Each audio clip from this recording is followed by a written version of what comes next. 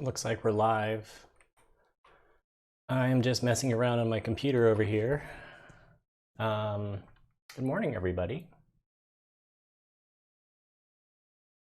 You're going to notice that you can't see me, which is unfortunate, but since we're painting today, and since I've always found it really valuable to be able to see a painter's palette, because I don't think we get to see that very often when we're watching demos, I wanted to make sure y'all could see it.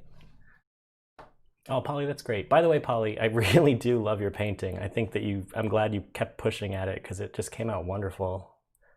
I can definitely see from beginning to end that you're really grasping the whole idea of the contour hatching, and seeing you apply it. But I just adore the colors that you had in your painting.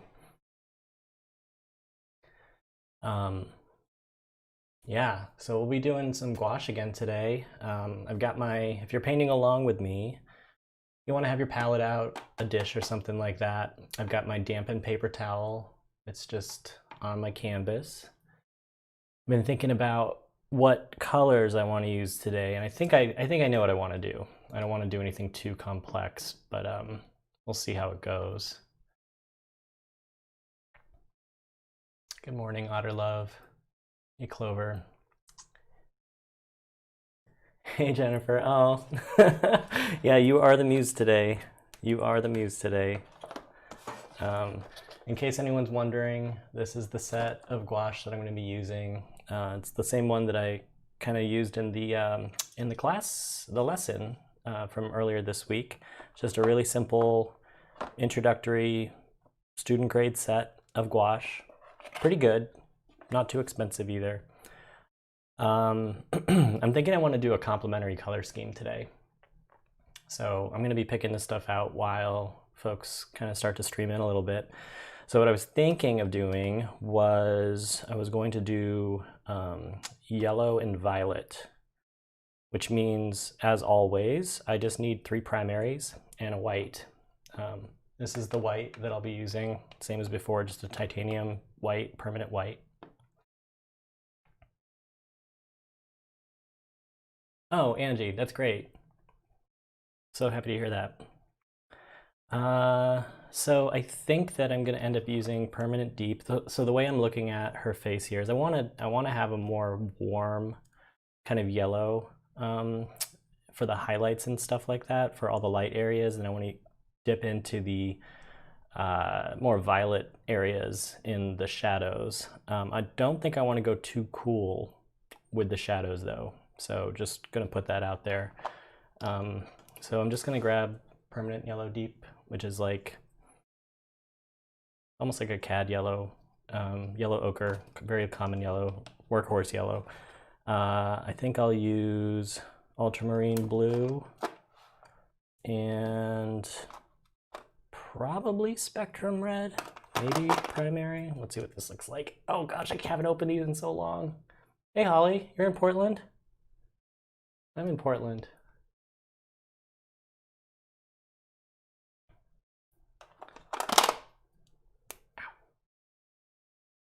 Okay, that's pretty warm. I think that might be too warm for what I want. Actually, this might be good just to tie everything together. We're gonna use those. I'm not really great with color, so I'm kind of just figuring it out myself. Anyway, so yeah, these are the colors that we'll be using. You can do anything you want. I mean, you could just use a single color in white, as long as the color's kind of dark. So blue would be a good one. Red would be a good one too. You could just do like a monochromatic painting. That could be fun. I used to do a lot of black and white ones. You could use black and white if you wanted to be honest. So this is where we're going with stuff today. Just gonna start squeezing stuff out of my palette while we're waiting a little bit more. Ow. This paint's dry so much.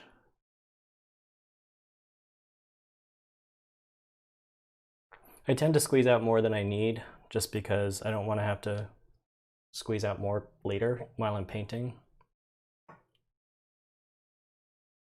But you don't need a lot, not when you're working this small.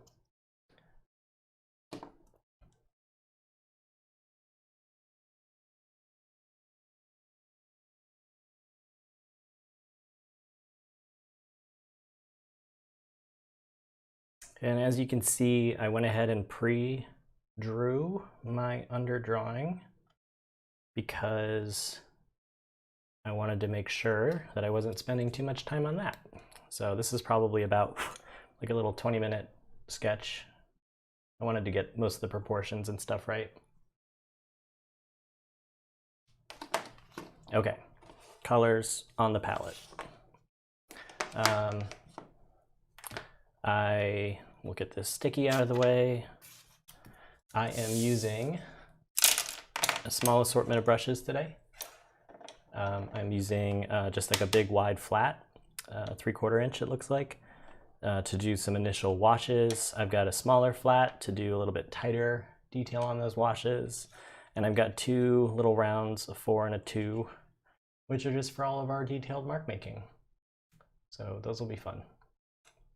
Again, as I've mentioned before, it's fine to get cheap brushes for this kind of thing. I feel like once you really get into painting and stuff, you'll develop an affinity and want better quality stuff. But I find that for gouache painting, these little cheapy brushes are great. Am I squeezing paint onto a damp paper towel? Let me just put that up on, I have so many computers happening over here. Yes, I am squeezing paint onto a damp paper towel. So I just dampen this paper towel, I kind of squeeze it out so it's not dripping water all over my palette, and this will help keep the paints moist through the course of the painting, which is really important. The white will probably dry out fastest just because it tends to. I've got 2 little glass containers here, right over here above my palette. One's for wetting, one's for washing. Pro tip, don't don't drink a glass of water while you're painting. If the glass of water is near your dipping water, that could turn out really bad. All right, I think let's just go ahead and go. Okay, so I'm just going to, first things first, I need to mix some paints. So what I'm gonna do is like I said, I wanna do complementary colors here. So I'm going to do a violet, and then I'm gonna do kind of a warm yellow. And I wanna get not a violet that's too dark, but kind of dark, just because I want the separation of light and dark to be pretty apparent. So this looks, I'm going to pull a little bit of yellow in this just to neutralize it a bit. And I'm going to go ahead and get a little bit more water on here. Yeah, so this is like a warmish, sort of a warmish violet. And I'm going to use a lot of water here because this is our wash moment. So I've already kind of mapped out my shadows, and what I'm going to do is kind of roughly, this is even a little too opaque right now. So I'm just dipping into water and kind of splish splashing around. There we go. So I'm just going to go through and roughly kind of fill in these shadow shapes a little bit. I like using a flat because it lets me kind of have a sharp edge, but also cover a lot of ground. This just takes, I think, some practice to kind of get used to.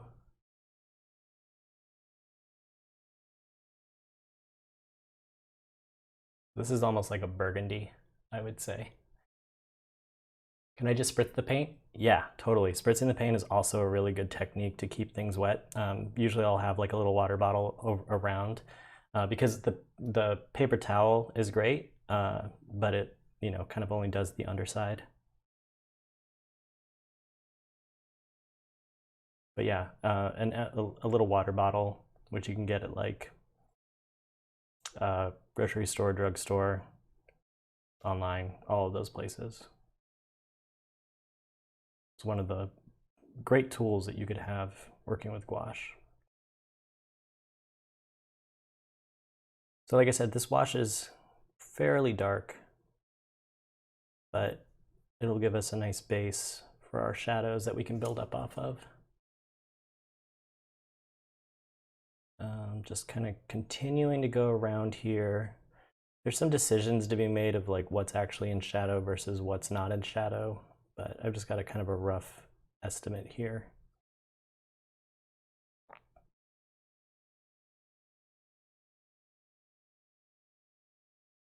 Don't have to be too precise. I'm probably a little bit too finicky about this stuff, but I want to try to keep track of where some of these highlights are.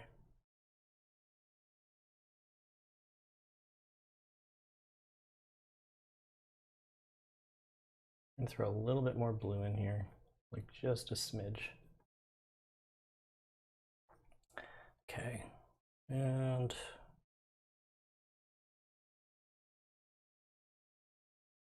just continuing to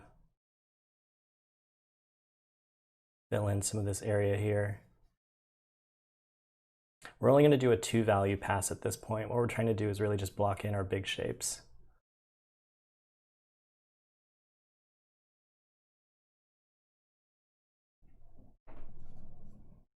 You don't even really need to do the underdrawing if you don't want to, if you're not worried about accuracy.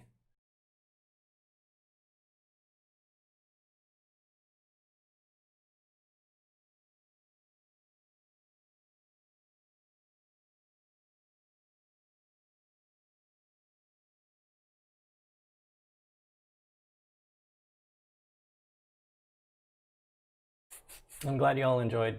I've been enjoying the class. Yeah, I wasn't totally sure how I wanted to structure it, but I realized before actually producing it that this technique lends itself to a lot of different mediums, not just dry media, or like really, precise media, I should say. And so I thought it'd be a good chance to actually play with different mediums, which is not something I've, I think, done in a lot of the stuff that I've done online or whatever. So felt like it was a kind of a natural buildup, just starting with graphite and slowly working your way up. Oops. Oh, that's that. It's okay. Just made the nose a little too weird right now. Yeah, it was just, it felt like a nice natural progression. It also felt like a nice opportunity to introduce people to some other mediums. Like, I feel like gouache is an underused medium that a lot of people haven't tried, so I was hoping that that would feel like a fun way of introducing folks. Okay, so we're just gonna, like I said, we're just kind of trying to carve in these shadow shapes here. None of this stuff is sort of permanent. We're gonna go over a lot of it, so it's okay if you're not in the lines or whatever. If anything, you probably don't want to be just in the lines. So everything that's not covered up right now is probably going to be hit with some of that yellow that we're going to make here in a second. And you'll notice that when I am about to start mixing colors again, that I really want to make sure that I'm using kind of all the colors that I have.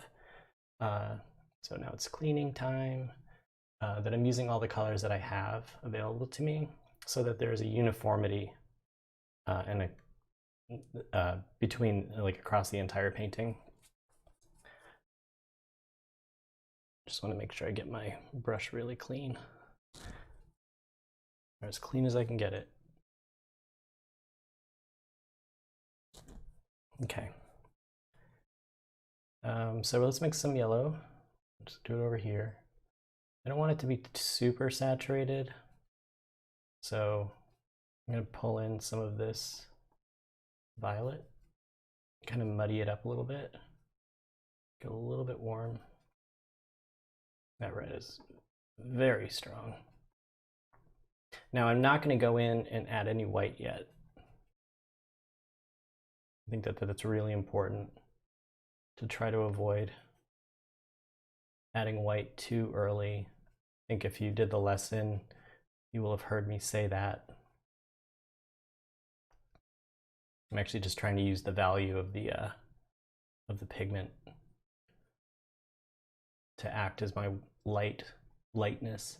Because what we'll do is we'll add white later. This is probably going to feel a little dark at the at the outset, but it'll be fine.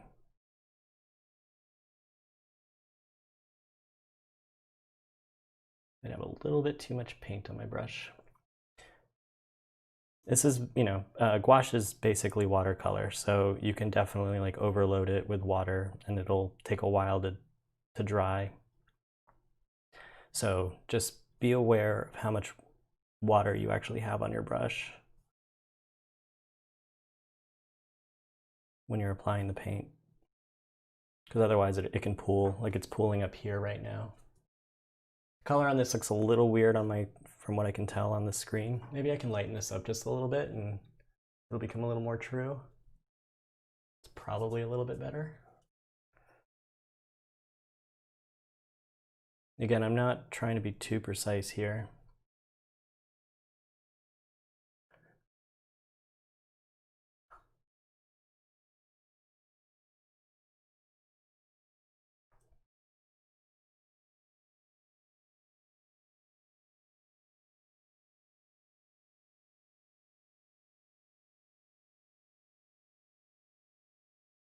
Now the sort of violet color is already pretty much dried, so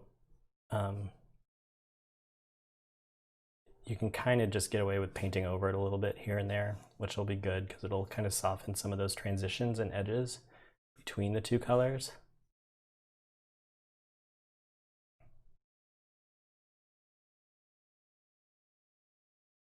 And then when we start going back over again, we're not doing so much of a wash, we'll be able to increase the opacity of the paint itself, and then we can cover up some of the like shadow areas that we maybe kind of screwed up on a little bit.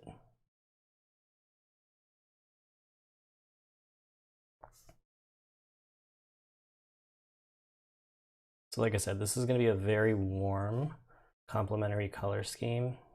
I didn't want to push one area too warm and one area too cool, because if you look at the actual reference, Jennifer's outside there and we're getting a lot of really warm sun, and because of the knit top that she has on, we're getting a lot of that warm sun kind of reflected back up underneath her even. So the shadows feel really warm, plus the brown hair and all of that kind of stuff. So just gonna kind of try to keep it in a warm space, which is why I used a warm red.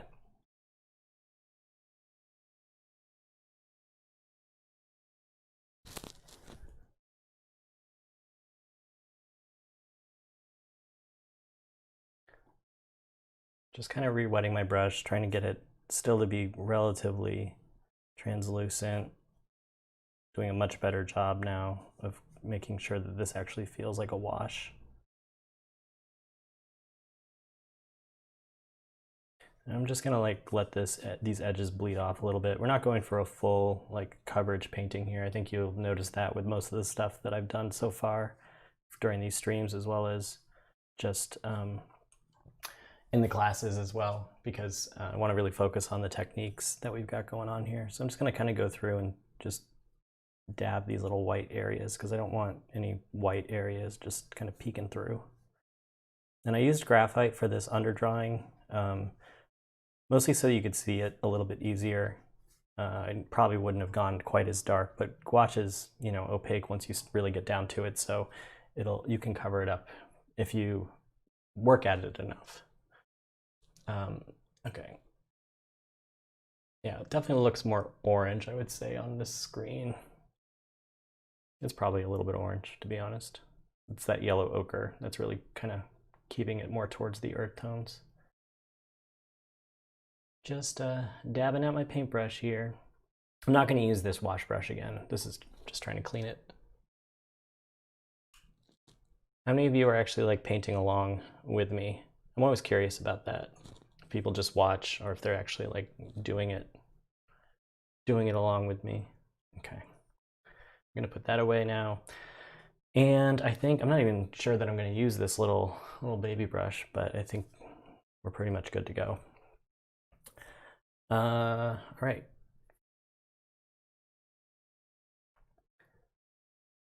So I think what I'm gonna do now is I'm just gonna start with the darks, and I'm gonna kind of scrape up what was on my palette already. I'm just gonna start adding a couple of kind of darker hues here. I'm going to pull in some blue just to create kind of my darkest value that I can. It'll definitely lean to a cooler side of things, but that's okay. So we're going to zoom in a little bit here. And I'm just going to start kind of in some of the darker areas of the painting. And I'm just going to try to look and see where some of these curved masses are. Now, we're going to go pretty dark from the beginning, and that's totally okay, because what we'll end up doing is going over them again and lightening them up. So these are the shadows in the eye. And then we've got sort of this area underneath the brow. This whole area is going to be pretty dark, so I don't know if you'll even be able to really see any of the marks that are going to be made at the end of the day. And then we'll also do the hair. This is going to be pretty rough to begin with. This is the moment I think that is the most weird and can feel really unsure.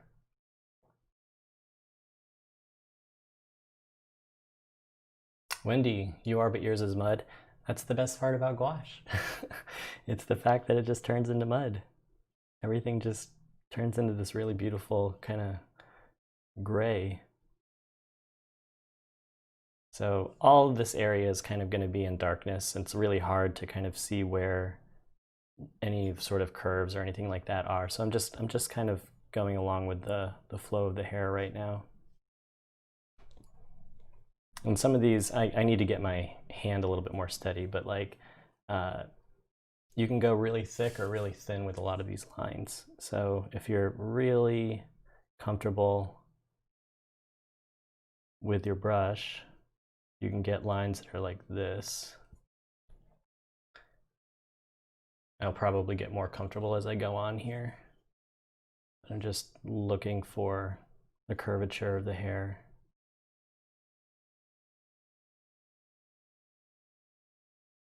It's almost getting like kind of like calligraphic lines, almost like you would see with a brush pen.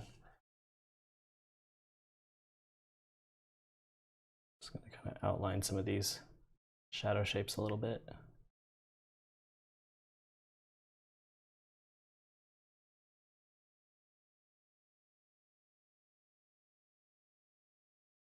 This is going to look really bad for a while. You just kind of have to trust the process.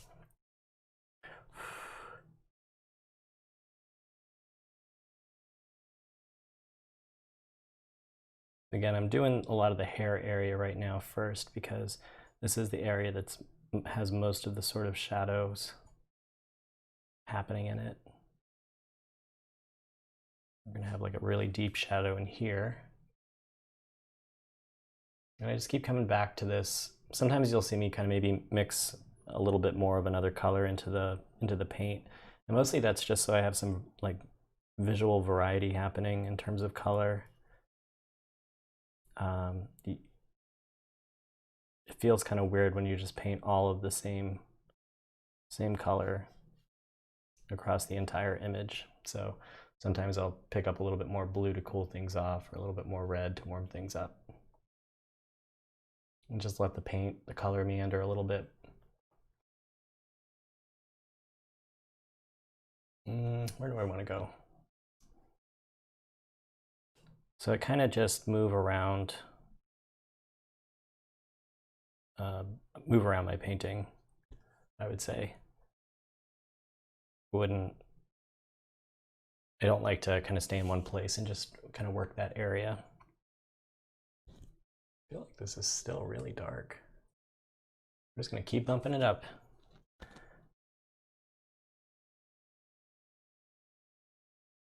I'm really trying to use this particular moment to do line work. My goal here isn't to kind of fill in an area just using color. I'm really just trying to use line to fill in everything. And again, we're not really getting into a lot of contour hatching here because we're not hitting planes or anything like that, but we'll start getting into it here. Okay, go ahead and get into the ear. And this is me not painting very well. So I am now getting into the shadows of the ear, and I'm trying to be very, very delicate with my strokes because this is a pretty small painting, I would say. So I'm using the ever so lightest of touches to get in here and try to create marks. I think this is something I used to be a lot better at when I was more practiced with brushes. Not so much anymore. Or at least it just takes me a little bit of time to warm up. Okay.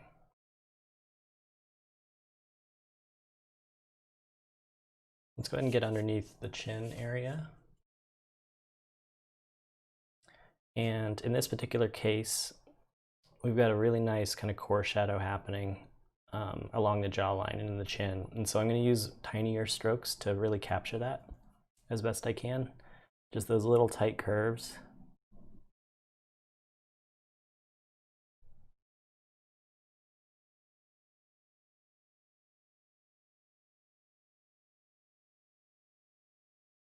And then as it starts to come around toward me, I'll start changing the direction so that they really feel like they're moving around a form.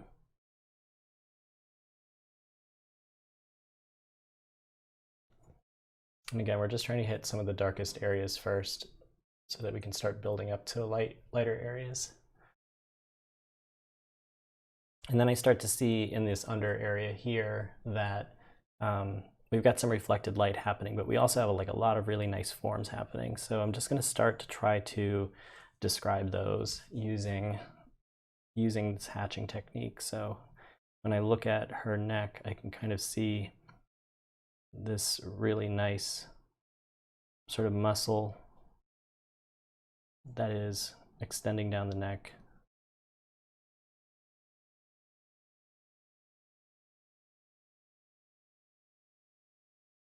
And then it kind of continues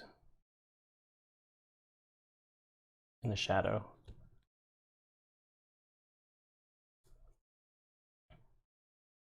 And then there's like a whole other, I'm going to pull a little bit of yellow into this too. This is where gouache starts to get really fun because it's just a bunch of grays at the end of the day. So then we've got this other area that's underneath her chin and jaw that is like a whole other plane change happening here.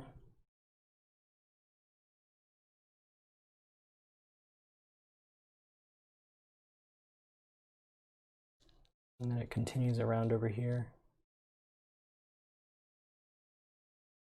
Now we're going to be doing a lot of cross contour hatching, so it's not really important that I describe the form very clearly during this first pass. This is just kind of like our foundation. So I'm going to continue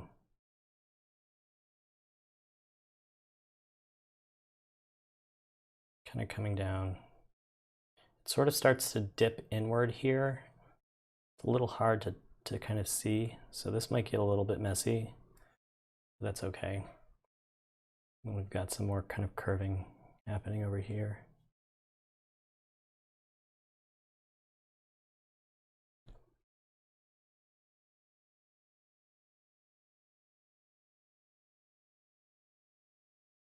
And then I'll just go ahead and kind of finish out this area. So I hope you can see already that that's kind of starting to bring forth some volume to this area overall.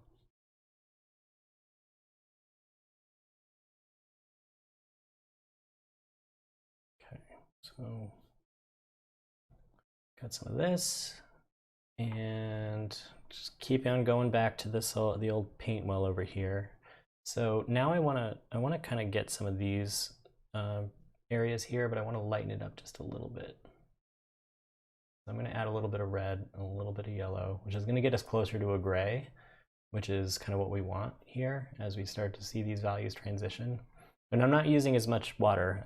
I don't think I said that, but I'm not using a lot of water in this moment, because what we want is not a wash, but we want to start hitting and seeing opaque lines that can cover up the lines underneath, or the color underneath them.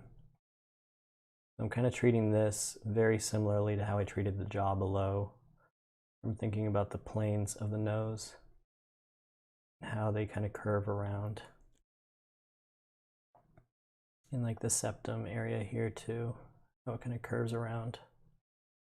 And then do my best to describe this kind of flat plane-ish that we see in the cast shadow. And we'll again go over that a few more times. Same thing goes for this area up here. If I think about what's happening in the shadow,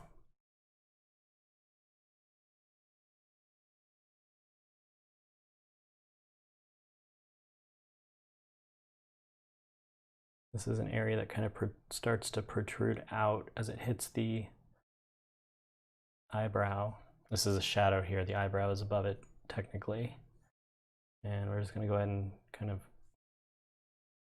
stub in this eye.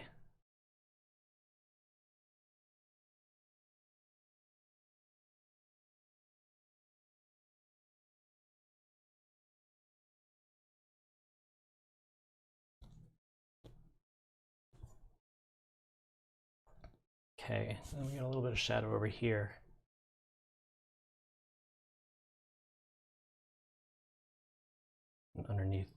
Underneath the ear. And we'll form here. And let's just clarify some of this.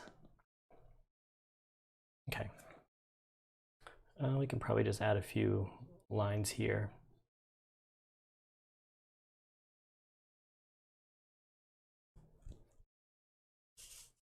And maybe some over here.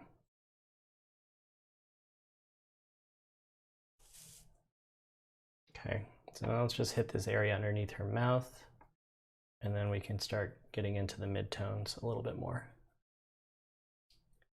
The nose is tough. Is there any easy way to do that? No, I mean, if you're working this small, it can be really tough to kind of get in there and do those really small lines. I think just understanding the planes of the nose is the sort of the first place you got to start with trying to accomplish the nose, because it's got a lot of different minor planes. So to understand how it kind of twists and turns, you got to do a little bit of studying of the actual forms themselves, I would say.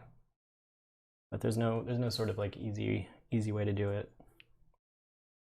If you take a look at my what do you call it? My Drawing the Human Head class, we get really deep into that, and that can help you understand and see how some of those planes work a little bit better. I'm trying here to deal with some of this under the lip shadow. This brush is probably too thick for what I'm trying to do. I kind of have to like squash the brush so that it flattens out a little bit, so I get a nice crisp edge on the other side. I've also like dipped into some red here just because I want to bring even more warmth to the lips themselves. So this is a slightly different color. Not drastic, but just slight. Then we've got another core shadow here.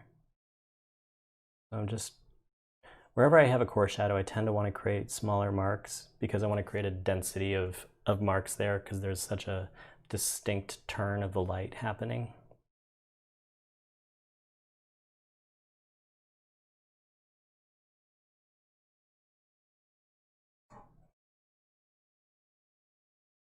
Okay. Rinse, rinse, rinse, rinse, rinse. Can I do a portrait of Harry Potter? I don't generally tend to do portraits of fictional people or even just like celebrities. So I think that would not likely happen, unfortunately. All right, so I'm going to get a little bit more into some of these mid-tones. So what I'm going to try to do is actually create something that uses all the colors and gives us a nice transition from some of those cooler areas into the warmer areas. And by cool, I just mean the sort of violet areas. So just slowly building up something that looks like yuck. It's kind of like a weird brownish color.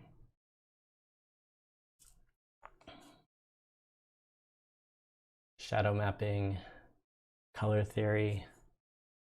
Not sure if I'm the best person to teach color theory, but that might be something I could kind of do. So one thing again that's interesting and worth noting about gouache is that it dries, the lights dry darker than you see them, and the darks dry lighter than you see them. So what that means is these marks that I just put down, even though right from the beginning they look pretty dark, they're probably going to lighten up a little bit as they start to dry.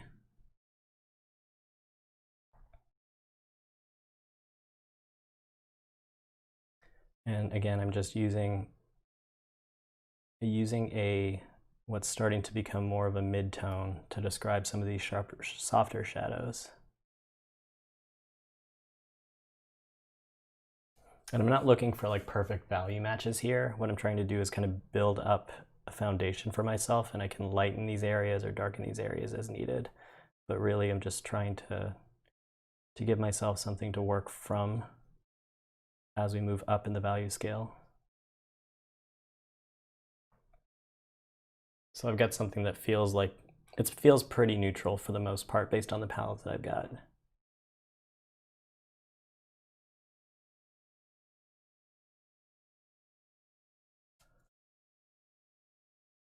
The paper, Nancy, is just a 140-pound watercolor, cold press watercolor paper. Just something you can get in like a pack of, you know, whatever, 50 sheets or something like that, bound together. Nothing special.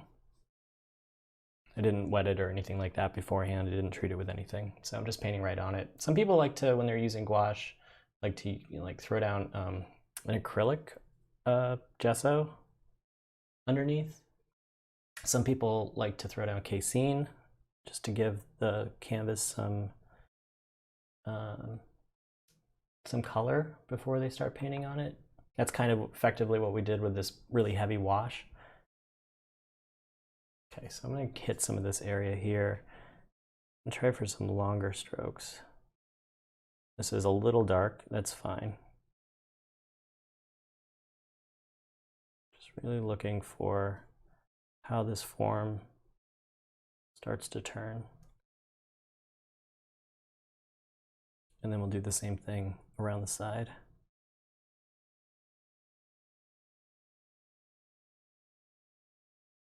But yeah, this is so much fun stuff that you can do in terms of technique with gouache for priming your canvas or your support.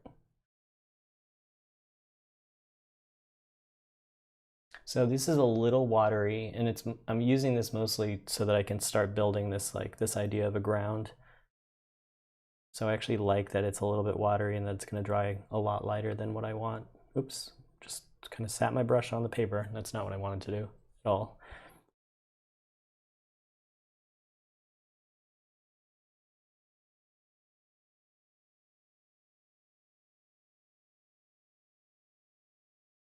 Dawn, you want the Riley head construction method. Yeah, that's something that I haven't formally studied, but is something that I want to. I know some of it, but I haven't kind of committed it all to memory. So that might be something worth investigating in a future class also. Good companion to the, oops, I don't know why I just mixed all that red. Good companion to my other class. Okay, so let's get a little bit blue, a little bit more blue. I'm trying to kind of create like a little bit of a green here. just to neutralize some of this area.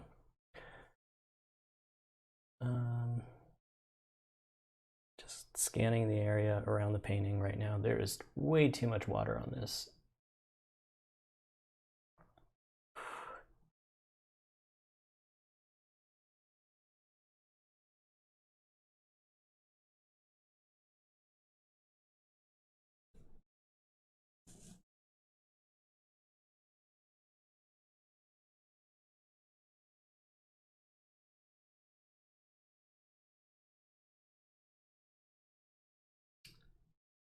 Susan asked what side of the paper do I use. Right now I'm using the rough side of the paper. I could just as easily have used the smooth side of the paper. I just really like the way that gouache looks on a more textured surface.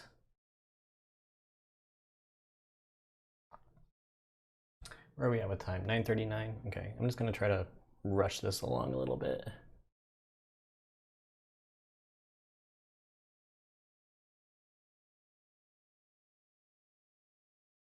Let's get some red. Ah, that red is insane. Just kind of picking up some color here and there, using some of the other color that's on my palette. Try to get some of this area.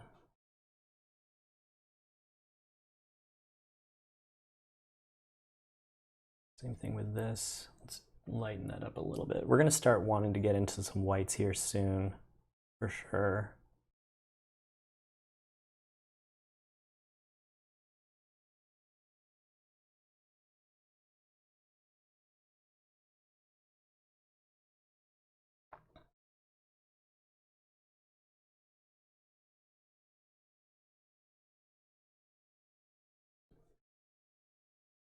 Maybe we should get some of this eye area working better. A little bit more defined.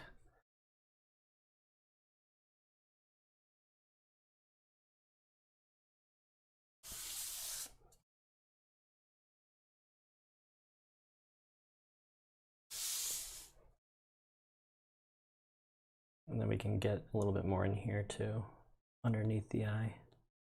So I've got this really, probably like a nice middle, warm middle between our purple and our yellow right now, which is making it just for a nice little kind of transition color for us to use.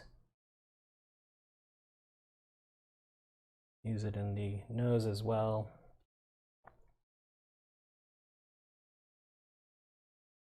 All the same principles from like dry media for this approach are kind of the same. It's just you get to build like a really nice, I didn't like that at all.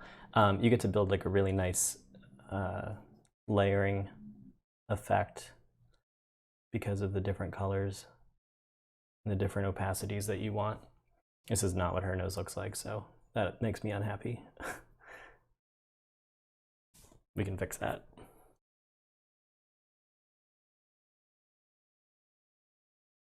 It's almost like watercolor or colored pencil, I would say. Oops, I just dipped into the wrong one, but not quite. Okay, I'm gonna do a little bit more of the hair, and then let's go ahead and do at least one light pass with some white. Again, just trying to use some other stuff that's on my palette, just kind of mixing it around, trying to find something that actually has all the colors, but leans toward some other colors, maybe more than others.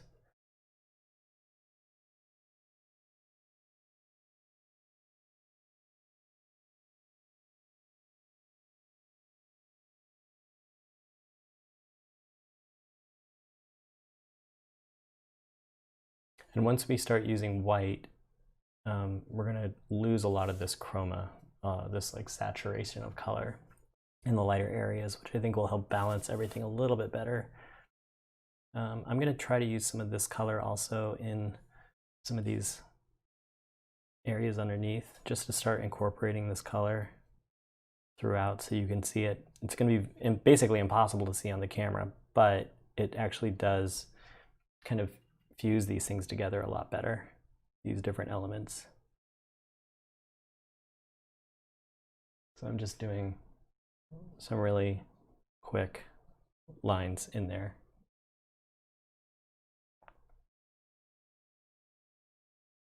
This isn't fully opaque what I'm doing right now. I should say that. I have to be using more straight out of the tube, like combining them and not mixing it with any water at all to make sure that I get true opaque color. And since I'm trying to get some of this stuff to reactivate,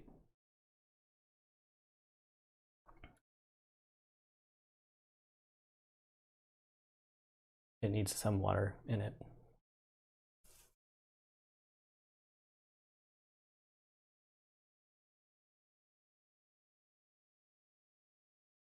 Let's go ahead and get a little bit of red in the ear area too.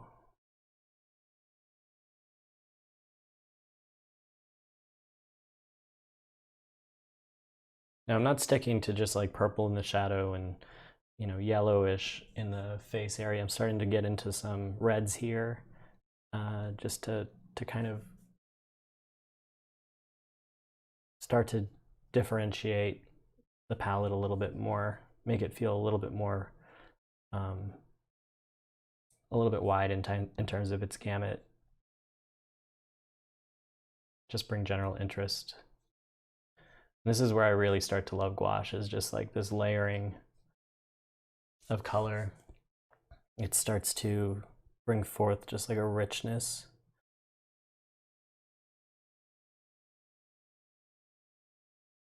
And it's meditative and super fun to do also. Slowly building up value. Brenda.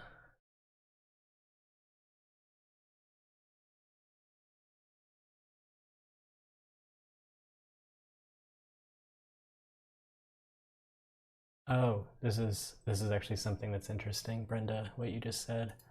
So you notice that the graphite and colored pencil contour hatching has a line to work hatching from, but here not so much. Gives a great effect. Yeah, I think that what you're referring to is kind of those anchor lines that I would kind of mention during my classes, which is like when you create very specific lines upon which you then you're able to like do a pull of your pencil from almost. It can kind of happen in here, but I totally agree that it's just more, you're kind of working from just any given shape at any given point in time. You're not really trying to anchor off any specific line. So you're getting these really fun patches of form that kind of evolve over time and build upon one another. Like right there, I didn't start with any sort of like, I didn't start with any sort of anchor line. Is color really so bright? Actually, I'm not using this thing. This color looks a little bit more saturated. I mean, I'm looking at it on the screen right now. It's pretty close to what you're seeing. It's maybe a little bit less saturated than what you're seeing on the screen, but it's pretty close. Like I said, once I start dipping into white here, which I'll probably do, I'll just kind of cut myself off with this pass just so you can see how I'm using the white. Once you start dipping into white, you get into more neutral, less saturated. It does kind of glow, Jennifer. Yeah, definitely. And that's kind of why I wanted to use a complementary color scheme. It turned a little orangey, but it's still mostly complementary. Because I really wanted the vibration to start happening.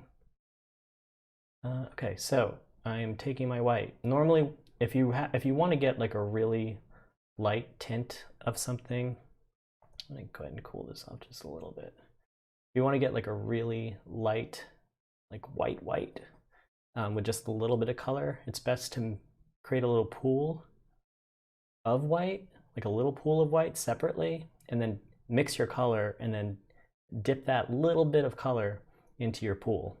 Because surprisingly, like I cannot make this white or this much lighter without adding a tremendous amount of white. So it's easier to start with a lot of white and then scoop a little bit out of that and then add it to my white. Just because the color tints, or the color, the hue will kind of it's so strong with gouache that it makes it really hard to get light again. So even this, you can barely see that I'm laying anything down, even though that's a lighter value here. It's just going to dry so much darker. So I'm just going to get this down really quickly. And what this sort of pass is going to do is it's actually going to neutralize some of the saturation that you're seeing. It's going to be really difficult to see on screen, unfortunately, but just know that I'm just kind of going over all of my lines with like a subtle change in turn of the form. And this is much more opaque, so I think you can see it actually, how it's kind of covering up some of those lines. And what we're getting is a really nice cross contour hatching effect. And with this kind of painting, you definitely don't have to do, all over, hit everywhere with the line, with the effect or the technique.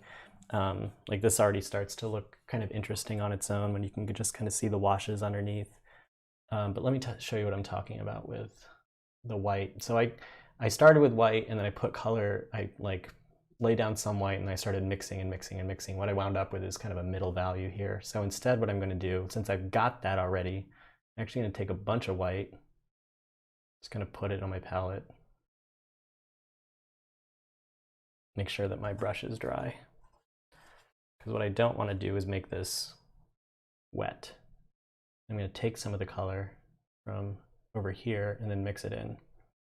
And then take some of the color and then mix it in.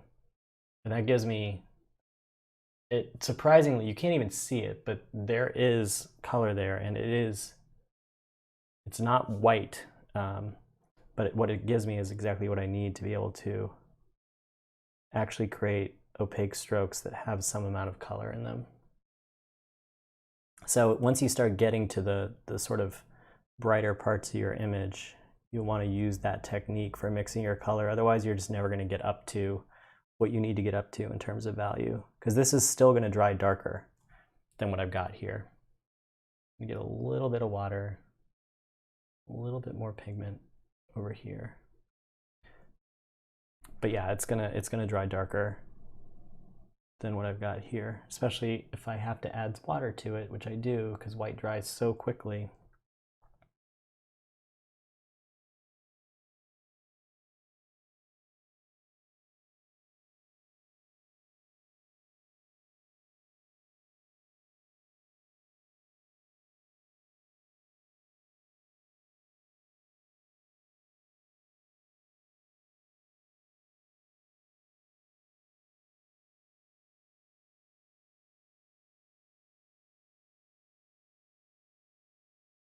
Sorry, I will look up in just a second to see if anybody's saying anything. Just want to get some of this down while I've still got the paint wet on my brush. Okay.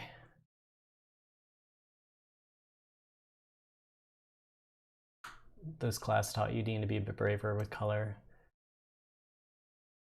Yeah, I hope you saw my message this morning about just getting in there and doing it.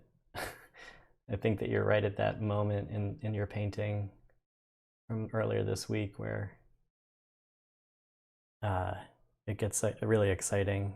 And it's worth just kind of experimenting with color at that moment, not being afraid of it, because it'll all look fine as long as you're like mixing your colors like this, where you're just integrating all the different colors together. I think that's one of the properties of gouache that I didn't realize until much later on, but it's the thing that can really help unify a painting. So you can't really make too many mistakes. Ugh, this white, so dry.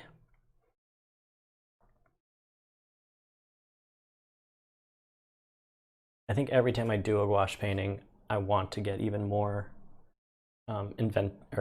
more risky, I would say, with the colors, just because it's so forgiving in so many different ways. I'm gonna try to pull a little bit of red into this.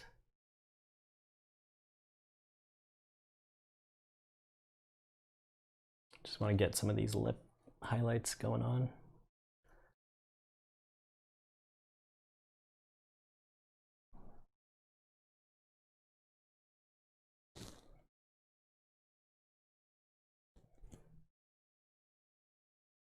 And we'll do the ears too.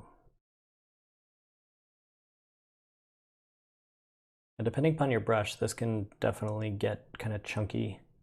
It's really hard. I'm moving pretty quick here, so it can be hard to create really defined, clear, confident hatching lines, but the overall effect starts to kind of give that to you.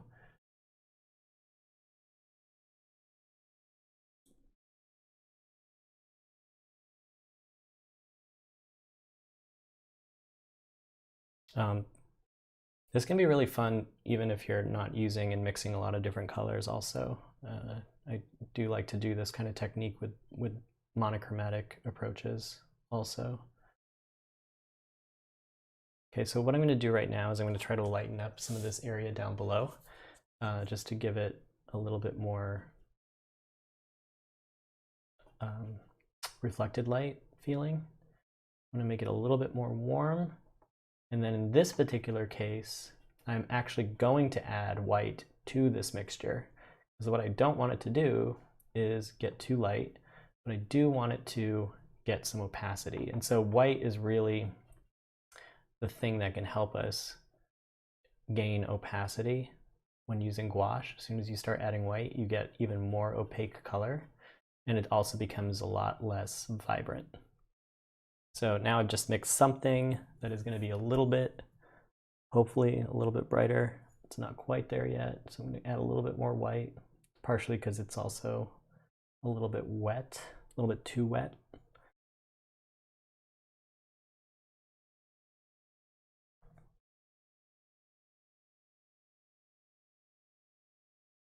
And this is why it's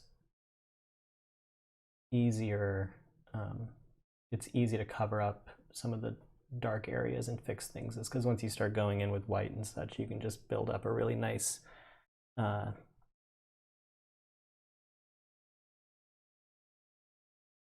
you go, you can see that now. You can start just building up on top of the darks, and depending upon how much water you use or is in there, it'll start to like dip back because it dries darker than it is, which ends up making it really fun to just kind of go in, make your marks, go somewhere else in the painting, come back to it and realize that your marks have gotten darker, and then you can kind of just keep playing back and forth.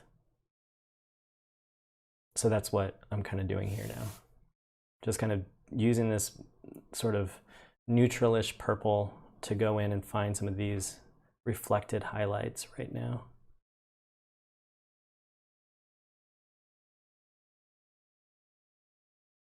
Because it's got enough opacity to be able to push the values up brighter than I was able to before. Where are we at with time? 9:56. Okay. It's not bad, but I think we got pretty far in the painting overall.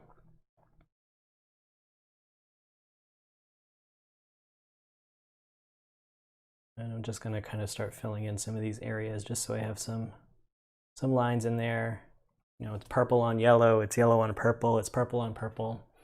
Is this regular acrylic gouache? Would it matter? This is regular gouache. I actually haven't used acrylic gouache before. I'm guessing that its properties are similar, but I have to imagine that it's not possible to reactivate afterward. Maybe it's better for doing washes and things like that. I still need to get my hands on some. If anybody's used it out there, I'd be curious to hear what the experience is like. I've been wanting to get some acrylic gouache, but yeah, I don't really know. I would recommend regular old gouache just because it's easy to reactivate, as you've seen me do a number of times. So I want to start wrapping up here because I want to make sure everyone gets to see Dylan's live stream, his Ink Naturally live stream, because they're super fun to watch. And I want to say thanks to everybody that came and participated in the class. It was just really, I don't know, it's just great having you all there. It's really cool seeing how you all ended up applying the technique everywhere. Polly, what about her eye? Which eye? We've got her eye, and then we've got the shadow of the eye in the other one. I'm not going in to do the detail. I'm letting the the shadow shapes do the work for me in this particular case. But yeah, I just really enjoyed seeing everybody's work and where they took it. There was a lot of stuff that really inspired me to do and look at this approach in different ways. So if you haven't taken the class, I would recommend checking it out at school.sketchy.com, where you can purchase it.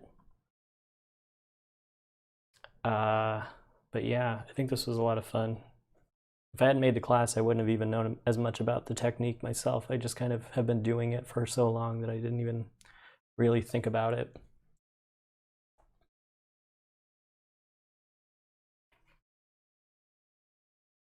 Yeah, thanks everybody for stopping by. Hopefully this was something worth watching. You know, it's about an hour's worth of painting. Definitely do like a few more layers into this, but for the most part, that kind of achieved what I was hoping for it to achieve. So yeah, thanks everybody for stopping by. You can see there in the chat that there is a 40% off discount when you buy any one of my classes plus another. Guess what starts in a couple of days? Inktober. So it's a great chance to go over to the other sketchy live stream that's about to start with Dylan, who is he's an ink master, to say the least, and watch him do some stuff. I think for the next few weeks when I live stream, which I will continue to do, even though I don't have a class going on, I will be participating in Inktober. So I hope y'all can do that. Yeah, thanks for stopping by, everybody. Thanks for joining the class if you did, and I hope you have an excellent rest of your day and weekend, and yeah, enjoy the next stream. Talk to you soon.